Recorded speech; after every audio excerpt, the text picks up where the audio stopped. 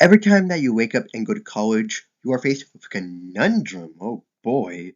Because what should you wear? Something that's uptight and formal, something that's chill and casual, and something that's a bit too casual, like, oh boy, that's pretty rebellious, oh boy. But this isn't really what you should be worrying about, because these outfits probably aren't safe. What do I mean by safe? Well, I'd say for the environment, because there are many ways that clothing can negatively impact the world and their consequences can be negated. I'd say I have some leeway into this argument because I not only do I own a variety of clothes that are made of a bunch of materials, but I live at a farm that deals with a bunch of animals and farm animals, environment animals. That makes sense. So, first, I'll talk about how some clothing is harmful to animals. Secondly, I'll explain how some clothing is toxic. And thirdly, I'll discuss how you could prevent the clothing from harming the world. Animal materials are what make up most of clothing. Leather, fur, down, beeswax, wool, etc., etc., etc. But a big issue with clothing is that some of the clothes only come in parts, such as the fact that glue keeps together your shoes, your buttons and zippers are made from horns and leather, and many animals, especially bugs, are killed for their dyes. Yeesh. But even then, the big clothes that are like really bad are they're still bad because fur, leather, and down, they're all heavily abused for their materials. Especially when it comes to like leather.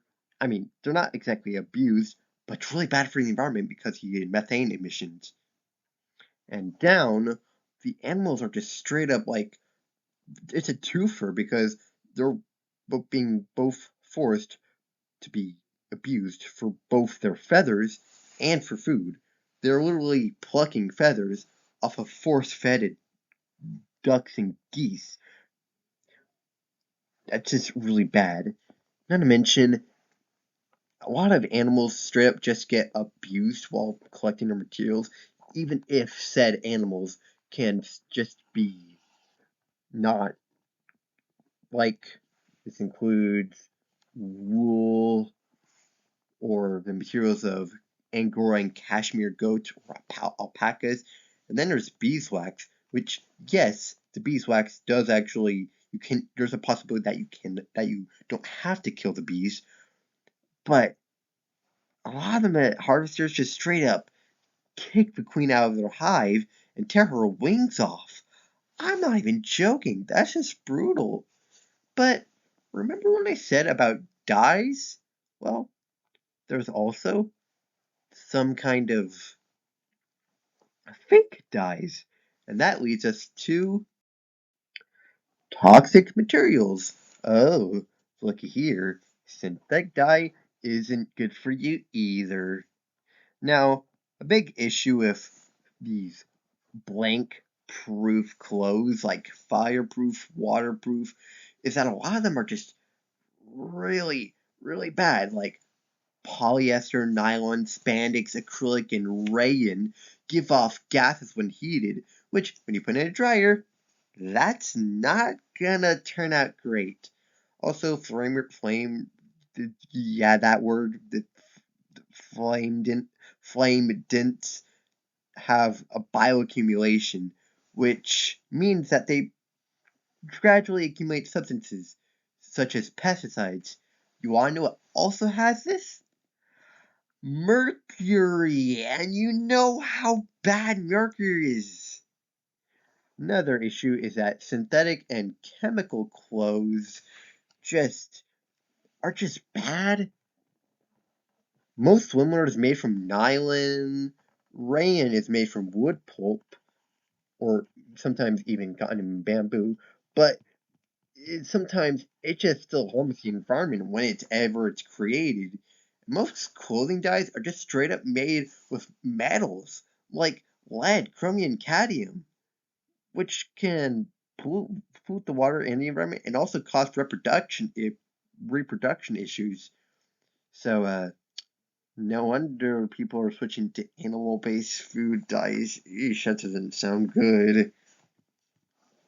But the big issue comes with cheap fast fashion, which is the worst of them all.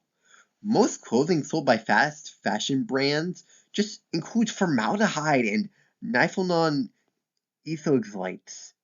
That's like really bad.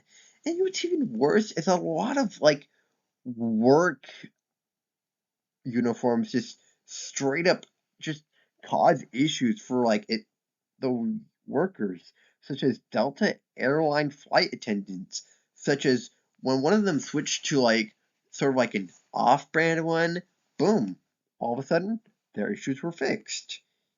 Ugh.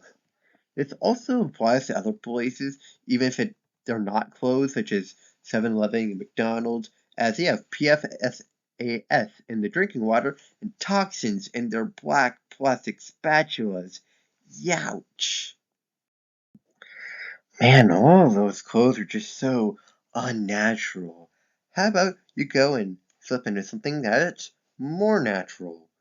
After all, that's the best option, because there are a lot of materials that just are way safe. Even just those animal parts I just talked about how were just not good. Because, like I said, that was because of mismanagement.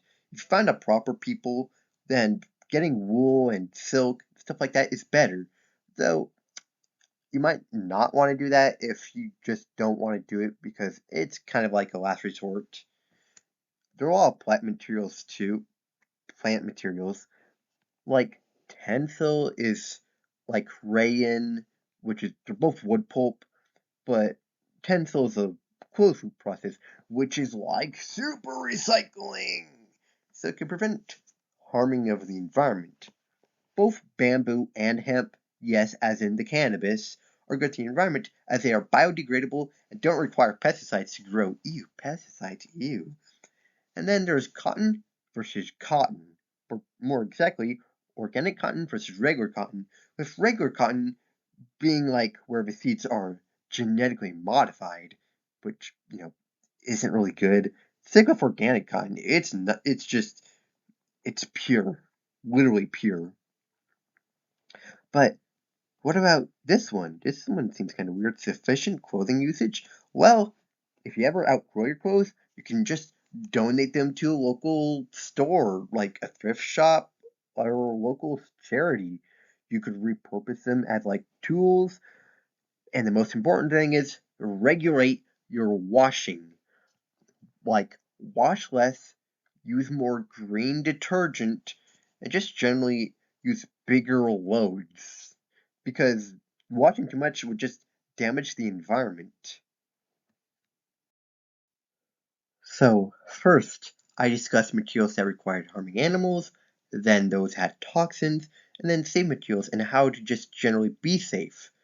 So, there are many ways that clothing can negatively impact the world, but their consequences can't be negated. Because, in conclusion, the world of fashion can be disastrous for the environment, but it doesn't have to be. Ignorance may be bliss, but what does that matter when you're just being not caring about the environment? Sure, there might be multiple factors to your environment, but minor step by minor step, we can fix. We can fix this world. Anyways, these are all the sources I use for my project. So, glad you liked them.